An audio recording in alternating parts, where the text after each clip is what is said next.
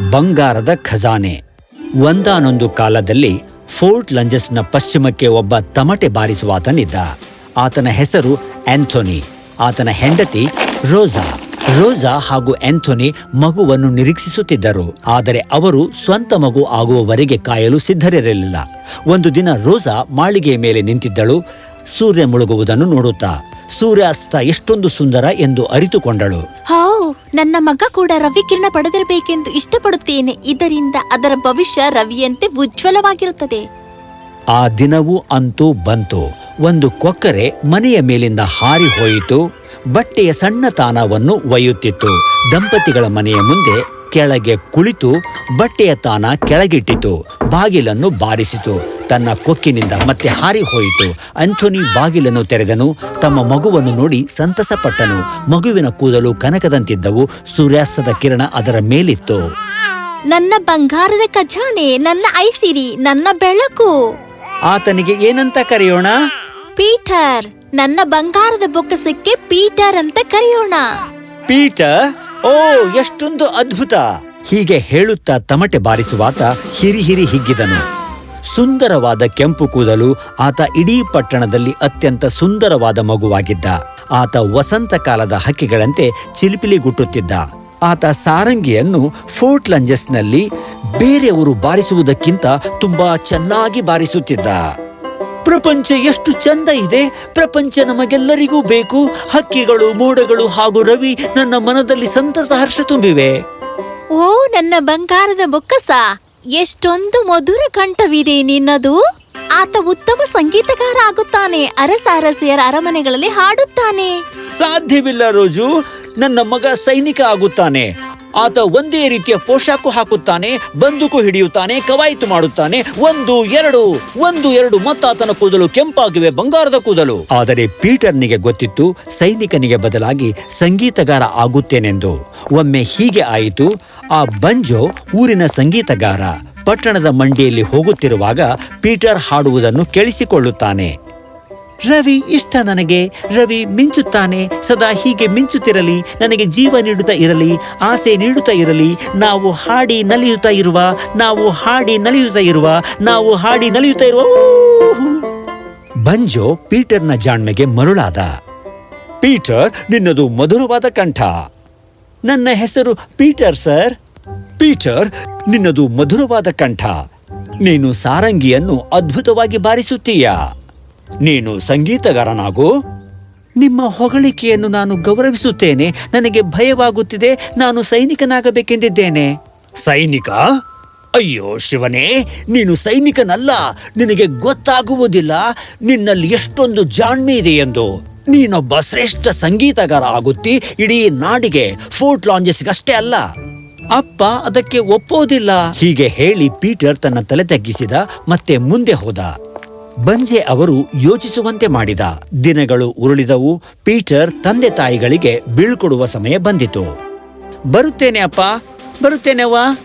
ಓ ನನ್ನ ಬಂಗಾರದ ಖಜಾನೆಯೇ, ಬೇಗ ತಿರುಗಿ ಬಾ. ಹಾನಿ ಮಾಡಿಕೊಳ್ಳದೆ ತಿರುಗಿ ಬಾ.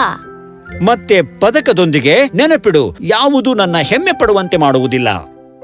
ಪೀಟರ್ ಆಳವಾದ ಉಸಿರು ಬಿಟ್ಟು ಹೋದ.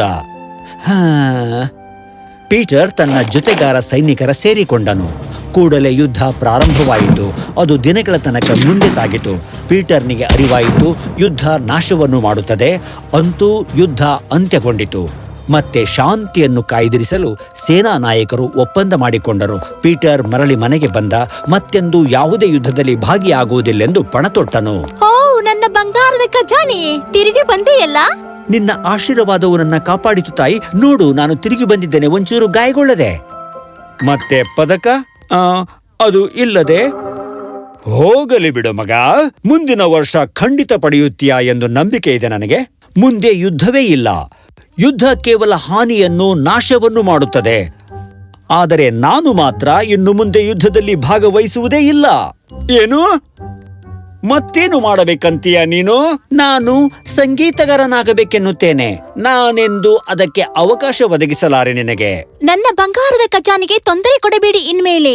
ನೀವು ಹೇಳಿದಂತೆ ಈಗಲೇ ಮಾಡಿದ್ದಾನೆ. ಆತ ಸೈನ್ಯದಲ್ಲಿ ಸೇರಿದ್ದ, ಯುದ್ಧವನ್ನು ಮಾಡಿದ. ಈಗ ಆತನಿಗೆ ಅನಿಸಿದ್ದನ್ನು ಮಾಡಲಿ ಬಿಡಿ. ಧನ್ಯವಾದಗಳು ಅವ್ವ. ಒಳ್ಳೇದು, ನಿನಗನಿಸಿದ್ದನ್ನು ಮಾಡು. ಆದರೆ ತಿಳಿದುಕೋ, ನನಗೆ ಬೇಜಾರು ಮಾಡಿದೆ ನೀನು. ಹೀಗೆ ಹೇಳುತ್ತಾ ಆಂಥೋನಿ ಹೊರಟು ಹೋದ. ಪೀಟರ್ನಿಗೆ ದುಃಖವಾಯಿತು, ಆದರೆ ಅವ್ವ ಸಮಾಧಾನ ಮಾಡಿದಳು. ನನ್ನ ಬಂಗಾರದ ಬೊಕ್ಕಸ, ಚಿಂತಿಸಬೇಡ ನಿನ್ನ ತಂದೆಯವರ ಬಗ್ಗೆ. ನೀನು ಮನಸ್ಸಿಗೆ ಬೇಜಾರು ಮಾಡಿಕೊಳ್ಳಬೇಡ. ಹೋಗು, ಇಡಿಸಿದ್ದನ್ನು ಮಾಡು. ನಿನ್ ತಂದೆಗೆ ನಾನ್ ಸಮಾಧಾನ ಮಾಡ್ತೀನಿ. ಧನ್ಯವಾದ ನಿನಗೆ ಅವ್ವ, ನೀನು ಒಳ್ಳೆಯ ಅವ್ವ. ಮರುದಿನ ಪೀಟರ್ ಬಂಜಾರ ಮನೆಗೆ ಹೋದ. ಅವರಿಗೆ ತುಂಬಾ ಖುಷಿಯಾಯಿತು. ನೋಡಿ, ಯಾರು ಬಂದಿದ್ದಾರೆ ನನ್ನಲ್ಲಿಗೆ. ಬುದ್ಧಿವಂತ ಪೀಟರ್, ನೀನು ಸುರಕ್ಷಿತವಾಗಿ ತಿರುಗಿ ಬಂದಿದ್ದೀಯಾ? ನಿಮ್ಮನ್ನು ನೋಡಿ ಆನಂದವಾಯಿತು. ನಿನ್ನನ್ನು ನೋಡಿ ನಮಗೂ ಆನಂದ ಆಯಿತು ಪೀಟರ್. ಹೇಳು, ನೀನಿಲ್ಲಿಗೆ ಯಾಕೆ ಬಂದೆ? ಪೀಟರ್ ಯುದ್ಧದ ತನ್ನ ಅನುಭವವನ್ನು ಬಂಜೋಗೆ ವಿವರಿಸಿ ಹೇಳಿದ. ಮತ್ತೆಂದು ಮರಳಿ ಯುದ್ಧಕ್ಕೆ ಹೋಗುವುದಿಲ್ಲೆಂದು ಪಣತೊಟ್ಟದ್ದನ್ನು ಹೇಳಿದನು. ಅಪ್ಪ ನನ್ನ ನಿರ್ಣಯದಿಂದ ಸಂತುಷ್ಟರಾಗಿಲ್ಲ, ಆದರೆ ನಾನು ಯಾವಾಗಲೂ ಇದನ್ನೇ ಮಾಡಬೇಕು ಎಂದುಕೊಂಡಿದ್ದೆ. ಅಂತೂ ನೀನೇ ನಿರ್ಣಯಿಸಿದೆ ಏನ್ ಮಾಡ್ಬೇಕು ಅಂತ. ನಿನ್ನ ಹೊಸ ಪ್ರಾರಂಭವನ್ನು ಆಚರಿಸಬೇಕು ನಾವೀಗ. ಲಿಂಡಾ ಬಂಜೋನ ಸಹೋದರಿ. ಆಕೆ ಕೋಣೆಗೆ ಬಂದಳು. ಆಕೆಯನ್ನು ನೋಡಿದ ಪೀಟರ್ ಮೋಡಿಗೆ ಒಳಗಾದಂತಾದ. ಪೀಟರ್, ಈಕೆ ನನ್ನ ಸಹೋದರಿ ಲಿಂಡಾ. ಈತ ಪೀಟರ್. ಪೀಟರ್ ಮತ್ತು ಲಿಂಡಾ ಪರಸ್ಪರ ನೋಡಿ ನಕ್ಕರು. ಲಿಂಡಾ, ನಾನು ಆಚರಿಸಬೇಕೆಂದಿರುವೆ. ದಯವಿಟ್ಟು ನೀನು ಅಡುಗೆ ಮನೆಯಿಂದ ಏನಾದರೂ ಒಳ್ಳೆ ಸಿಹಿಯನ್ನು ತರುತ್ತೀಯಾ? ಆಗ್ಲಿ ಅಣ್ಣ. ಮುಂದೆ ಕೆಲವು ದಿನಗಳ ತನಕ ಪೀಟರ್ ತನ್ನ ಸಾರಂಗಿಯನ್ನು ನುಡಿಸಿದನು, ಹಾಡಿದನು ಬಾಂಜೋನ ಮನೆಯಲ್ಲಿ. ಅಲ್ಲಿಗೆ ಆಗಾಗ ಮಂತ್ರಿಗಳು, ಶ್ರೀಮಂತರು ಅಲ್ಲಿಗೆ ಬರುತ್ತಾ ಇರುತ್ತಾರೆ. ಪೀಟರ್ನಿಂದ ಎಲ್ಲರೂ ಪ್ರಭಾವಿತರಾಗಿದ್ದರು, ವಿಶೇಷವಾಗಿ ಲಿಂಡಾ. ಆಕೆ ಆತನನ್ನು ಪ್ರೀತಿಸತೊಡಗಿದಳು. ಸ್ವಲ್ಪ ದಿನಗಳಲ್ಲೇ ಅವರು ಜೊತೆಗಾರರಾದರು, ಪರಸ್ಪರ ತುಂಬಾ ಪ್ರೀತಿಸಾತಿದರು. ಇದು ಬಾಂಜೋಗೆ ಗೊತ್ತಾದಾಗ ಆತನಿಗೆ ತುಂಬಾ ಖುಷಿಯಾಯಿತು. ನನ್ನ ಸಹೋದರಿ ಹಾಗೂ ಉತ್ತಮ ಸ್ನೇಹಿತ, ಇದಕ್ಕಿಂತ ಸಂತಸ ಇನ್ನೇನಿದೆ. ಧನ್ಯವಾದಗಳು ಬಂಜು, ನಾವು ಆದಷ್ಟು ಬೇಗ ಮದುವೆಯಾಗಬೇಕೆಂದಿದ್ದೇವೆ. ತುಂಬಾ ಒಳ್ಳೆಯದು, ಆದರೆ ನೀವು ಇನ್ನೂ ಸ್ವಲ್ಪ ಕಾಯಬೇಕು. ಪೀಟರ್ ಹಾಗೂ ಲಿಂಡಾ ಯೋಚನೆಗೆ ಒಳಗಾದರು. ಮತ್ತೆ ಹಾಗ್ಯಾಕೆ? ನಿಮ್ಮ ಅರಸರಿಗೆ ತಮ್ಮ ಮಗಳ ಮದುವೆಯಲ್ಲಿ ನೀನು ಸಾರಂಗಿ ನುಡಿಸಬೇಕಂತೆ? ಇದು ತೀರಾ ಉತ್ತಮ ಸುದ್ದಿ. ಪೀಟರ್ ಬಂಜೋಗೆ ಧನ್ಯವಾದ ಹೇಳಿದನು. ತಿರುಗಿದಾಗ ಆತ ಲಿಂಡಾಳನ್ನು ನೋಡಿದ. ಆಕೆ ಕೋಣೆಯಲ್ಲಿ ಇರಲಿಲ್ಲ. ಪೀಟರ್ಗೆ ಅರಿವಾಯಿತು ಆಕೆಗೆ ಬೇಜಾರಾಗಿದೆ ಎಂದು. ಆದರೆ ಅರಸರ ಪರಿವಾರಕ್ಕೆ ರಾಜಧಾನಿಯಲ್ಲಿ ನುಡಿಸುವುದನ್ನು ಆತ ಯಾವಾಗಲೂ ಬಯಸುತ್ತಿದ್ದ. ಅವರಿಗೆ ಹೇಳಿ ಹೊರಟು ಹೋದ. ಆತ ತಾಯಿಗೆ ಎಲ್ಲವನ್ನೂ ವಿವರಿಸಿ ಹೇಳಿದ. ಆಕೆಗೆ ತುಂಬಾ ಆನಂದವಾಯಿತು. ಪ್ರವಾಸದಲ್ಲಿ ತಿನ್ನಲು ಆಹಾರವನ್ನು ತಯಾರಿಸಿಕೊಟ್ಟಳು. ಆತ ಬರುತ್ತೇನೆ ಎಂದು ಹೇಳಿ ಹೊರಟು ಹೋದ. ಪೀಟರ್ ಅರಮನೆಯ ಮದುವೆಯಲ್ಲಿ ಸಾರಂಗಿಯನ್ನು ನುಡಿಸಿದ. ಅದು ಎಲ್ಲರಿಗೂ ಆನಂದ ತರುವಂತೆ ಮಾಡಿತು. ಆತ ಖ್ಯಾತಿಯನ್ನು ಪಡೆದನು. ಅರಮನೆಯ ಮದುವೆಗೆ ಬಂದಿದ್ದ ಬದಿಯ ದೇಶದ ಅರಸ ಅರಸಿಯರು ತಮ್ಮ ದೇಶಗಳಿಗೆ ಆಮಂತ್ರಿಸಿದರು. ಪೀಟರ್ ಆದರದಿಂದ ಅವರ ವಿನಂತಿಯನ್ನು ಅಂಗೀಕರಿಸಿದನು. ಬೇಗನೆ ಆತ ದೇಶದಿಂದ ದೇಶಕ್ಕೆ ಸಾರಂಗಿಯನ್ನು ನುಡಿಸಲು ಹಾಡಲು ಹೋದನು. ಆತ ಜನಜನಿತನಾದ. ಜನರು ಆತನನ್ನು ಕೆಂಪು ಕೂದಲಿನ ಸಂಗೀತಗಾರ ಎಂದು ಕರೆಯ ಹತ್ತಿದರು. ಆದರೆ ಆತ ಹೆಸರು ಖ್ಯಾತಿಯನ್ನು ಪಡೆದರೂ ಪೀಟರ್ ತನ್ನ ಕುಟುಂಬವನ್ನು, ಲಿಂಡಾಳನ್ನು ಅನುರಾಗದಿಂದ ನೋಡಿಕೊಳ್ಳುತ್ತಿದ್ದ.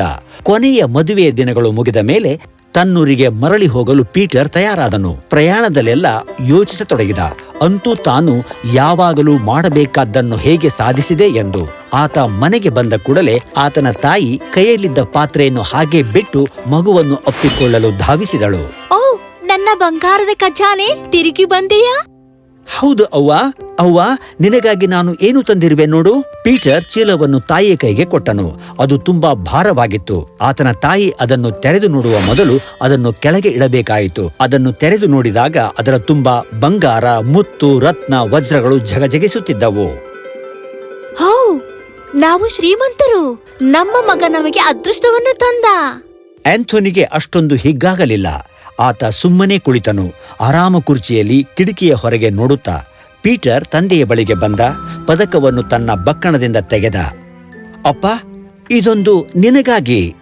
ಅಪ್ಪ, ನನಗಿದು ಚೀನಾದ ಅರಸರಿಂದ ಸಿಕ್ಕಿದೆ. ಆಂಥೋನಿ ಪದಕವನ್ನು ಹಿಡಿದುಕೊಂಡ.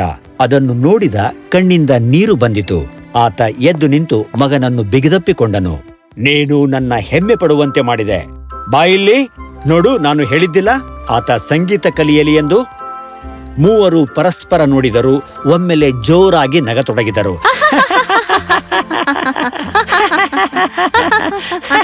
ಆತ ಲಿಂಡಾಳನ್ನು ಮದುವೆ ಆದ. ಭವ್ಯವಾದ ಔತಣಕೂಟ ಏರ್ಪಡಿಸಿದ. ಅಲ್ಲಿ ರೋಸಾ ತನ್ನ ಮಗನ ಬಗ್ಗೆ ಮಾತಾಡಲು ಬಯಸಿದಳು. ನನ್ನ ಮಗ ತನ್ನ ಕನಸನ್ನು ನನಸಾಗಿಸಿ ನಮ್ಮನ್ನು ಹೆಮ್ಮೆ ಪಡುವಂತೆ ಮಾಡಿದ. ಇದಕ್ಕಿಂತ ಉತ್ತಮ ಮಗನನ್ನು ಹೇಗೆ ಕೇಳಲಿ ನಾನು, ನನ್ನ ಬಂಗಾರದ ಖಜಾನೆ? ಧನ್ಯವಾದಗಳು ಅವ್ವ. ಮತ್ತೆ ಯಾರೋ ಹೇಳಿದರು ನನಗೆ ನನ್ನ ಕೂದಲು ಕೆಂಪಾಗಿವೆ, ಬಂಗಾರದವು ಅಲ್ಲೆಂದು. ಓ ಪೀಟರ್, ನಾನಿದನ್ನು ನನ್ನ ಜೀವನವಿಡೀ ಹೇಳುತ್ತಾ ಬಂದಿದ್ದೇನೆ. ಹೌ, ಅದು ನಿನ್ನ ಕೂದಲು ಅಲ್ಲ, ಬಂಗಾರದ್ದಾಗಿರೋದು. ಮಗ, ನಿನ್ನ ಹೃದಯ ಬಂಗಾರದ್ದಿದೆ. ಹೌದು, ನಿನ್ನ ಸುಂದರವಾದ ಹೃದಯ. ಅದು ಇಂಥ ಸುಂದರವಾದ ಸಂಗೀತ ರಚಿಸುತ್ತದೆ. ಅದು ಸೂರ್ಯನ ಸೂರ್ಯಾಸ್ತದ ದೇಣಿಗೆಯಾಗಿದೆ. ಅದಕ್ಕೆ ನೀನು ಆಡುತ್ತಿರುವಾಗ ಅದು ಹೃದಯವನ್ನು ತೃಪ್ತಿಯಿಂದ ಆನಂದಿಸುವಂತೆ ಮಾಡುತ್ತದೆ. ಅವ್ವ, ನೀನ್ಯಾಕೆ ಎಂದು ಇದನ್ನು ಹೇಳಲಿಲ್ಲ ನನಗೆ? ನಾನೇನು ಹೇಳಲಿ, ನಾನದು ಮುಕ್ತಾಯವಾಗಲೆಂದು ಕಾಯುತ್ತಿದ್ದೆ.